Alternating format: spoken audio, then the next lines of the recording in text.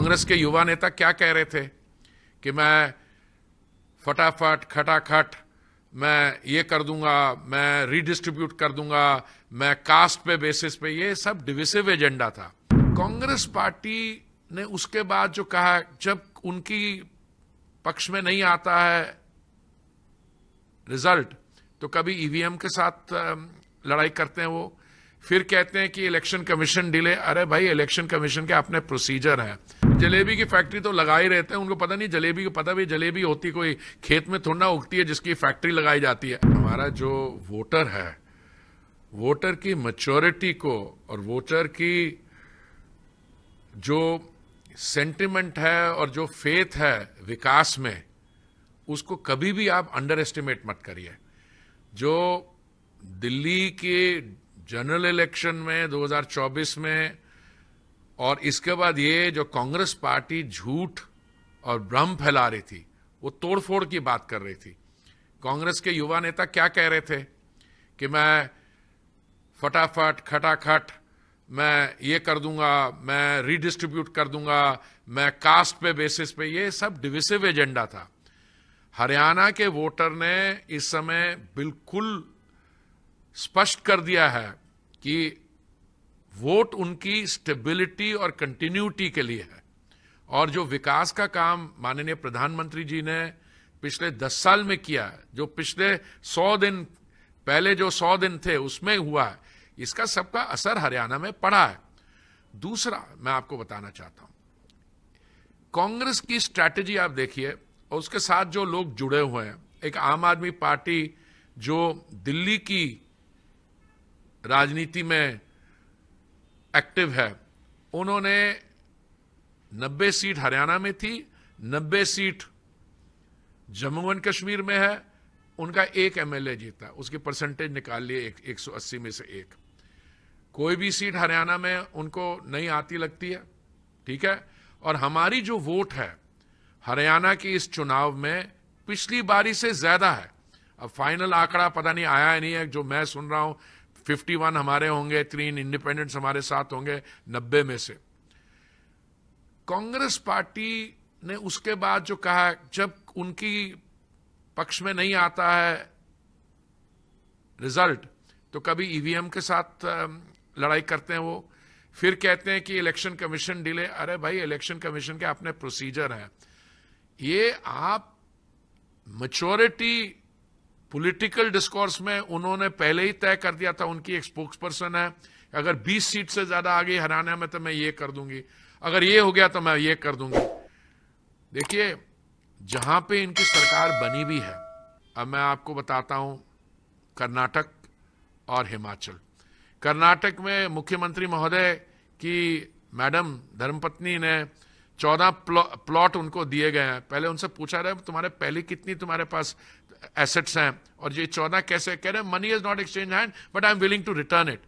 ये अपने आप में ही काफी क्वेश्चन मार्क्स रेज करता है। हिमाचल में आप गए हैं, आपने जो भी करने की कोशिश की है, 2 दिन पहले पता लगा वो एक टॉयलेट टैक्स लगाना चाहते हैं। टॉयलेट टैक्स किस लिए? अगर आपके घर में 4 टॉयलेट तो आपको 100 रुपया देना पड़ेगा, या वाटर चार्ज है, जो भी है।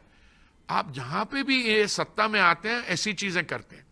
ये हरियाणा का जो रिजल्ट आया है, मैं इसका सिर्फ स्वागत ही नहीं करता हूं, मैं माननीय प्रधानमंत्री जी को, भारतीय जनता पार्टी की सारी टीम को, माननीय प्रधानमंत्री जी के नेतृत्व में उन्हें ये, जैसे आपने बोला, 3rd टाइम हैट्रिक और इतने कन्विंसिंग मार्जिन्स हैं, इसको मैं इन सबको बधाई देना चाहता हूं। और कांग्रेस को मुझे लगता है कि आने वाले दिनों में जयराम और उनकी बाकी जो टीम है, वो, आज सुबह मैं जहां पे रहता हूं, हमारे कुछ ही डिस्टेंस में कांग्रेस पार्टी का ऑफिस है।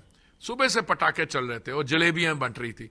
पहले तो उनसे यह पूछा जाए कि ये आप किसी भी डेमोक्रेसी में जलेबी की जो ये यात्रा होती है, थोड़ा ट्रेंड्स आने दो, थोड़ा होने दो, पॉलिटिकल मैच्योरिटी दिखाए।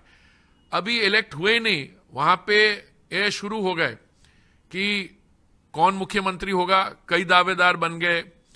दलित कैंडिडेट वो नहीं होगा, महिला कैंडिडेट वो नहीं होंगे, कोई और होंगे, ताऊ जी आएंगे। देखिए, ऐसा है, इस समय हम सेलिब्रेट कर रहे हैं डेमोक्रेसी को।